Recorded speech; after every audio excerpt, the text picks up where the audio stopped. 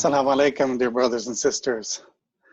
Welcome to another edition of MLFA Promises, Success Stories. Today's journey begins with Enaam Arnaout, who was born in Syria in the 1960s. He grows up and travels to Afghanistan in 1987 to join the fight against the Soviet occupation. Now that's right, Enaam Arnaout left his home to help the freedom fighters, or the Mujahideen, get their independence from Russia. He actually met Osama bin Laden while he was in the conflict zone. Now there, he did humanitarian relief work, provided education to the children, the refugees. He stayed there until 1989 when the Mujahideen finally won and the Soviets pulled their troops out of Afghanistan. Afterwards, Brother Arnaout traveled to the United States in 1990. A couple of years later, he got married. In 1993, he became the chief executive officer for a charity called Benevolence International Foundation in Chicago, Illinois. Benevolence is a humanitarian relief organization dedicated to helping those afflicted by wars and natural disasters. They provide food distribution, ran hospitals, and educated orphans, widows, and refugees. Benevolence operated in Afghanistan, Bosnia, China, Pakistan, Tajikistan, and parts of Russia. This was a perfect fit for Enaam based on his experiences in Afghanistan, and he immediately got to work. Now, during this time period, overseas in Yugoslavia, a major crisis broke out. In April of 1992, Bosnian Muslims declared their independence from Yugoslavia. Now, in May of 1992, 2 days after the United States and Europe recognized Bosnia's independence, Serbian forces launched an offensive with a bombardment of the capital of Bosnia, the city of Sarajevo. The Serbian attack on Bosnian civilians was brutal. The process was identified later as called ethnic cleansing, including murder, rape, torture. It was really war crimes. So as Enaam Arnaout becomes the CEO in 1993, he travels over to Bosnia to help the Muslims set up relief work and to teach the skills that he learned in Afghanistan. Then in March of 1994, Enaam received his certificate of naturalization, becoming a US citizen. So now he's a citizen, the CEO, helping overseas, everything's going great. He continued working for Benevolence until December of 2001, when after 9/11, 2001, George Bush comes out on national TV telling America that George Bush had reason to believe that the 8 largest Muslim charities in America were funding terror. And by executive order, he closed all 8 of these charities, including Benevolence, the Holy Land Foundation, Global Relief, Kind Hearts. All of them were shut down. The government froze their assets and sent all the employees home. Well, after everybody goes home, later on April of 2002, John Ashcroft, who was then the Attorney General for the United States, indicted Enaam Arnaout and board members of Benevolence for mail fraud, obstruction of justice, money laundering, and providing material support to organizations, including Al-Qaeda and Osama bin Laden's terrorist network.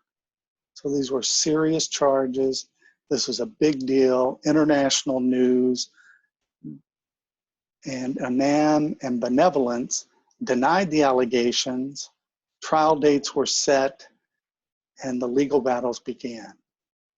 Now, once the legal battles were engaged, it took about 1.5 years of filing discovery and motions and briefs and preparing to go to court But Enaam finally entered into a plea agreement in which he pled guilty to one single count called racketeering. And Enaam's statement of guilt acknowledged that he used funds while in Bosnia to buy boots, uniforms, tents, and an ambulance for the Bosnian Muslims who were beginning to defend themselves from being ethnically cleansed without the knowledge of the charitable donors. It wasn't against the law of the US or Europe, but it is against the law to use those funds without the consent of the donors. And it's called racketeering. So during the sentencing hearing, the US District Judge, Susan Conlon, told prosecutors that they had failed to connect the dots and said there was no evidence that Arnaout identified with or supported terrorism.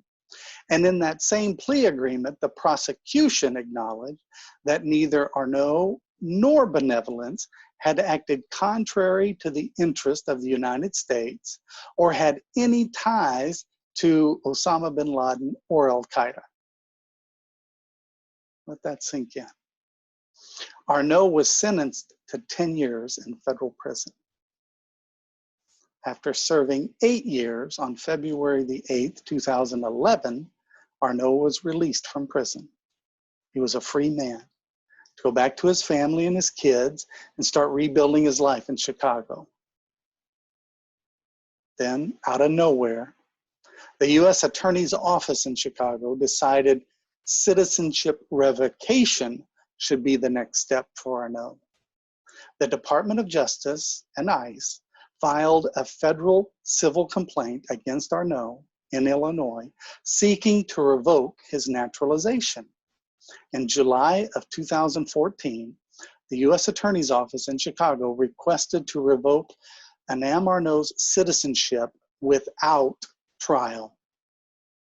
The government contended that Arnaout's plea in 2003 admitted that he engaged in criminal activity in 1993 during the pendency of his application for naturalization, which was not finalized until 1994, and that such criminal activity mandated denaturalization. Now, if the government was successful, Arnaout would be subject to removal proceedings as an alien convicted of aggravated felony. Now, this is where MLFA stepped in to fight against Enaam Arnaout's citizenship revocation.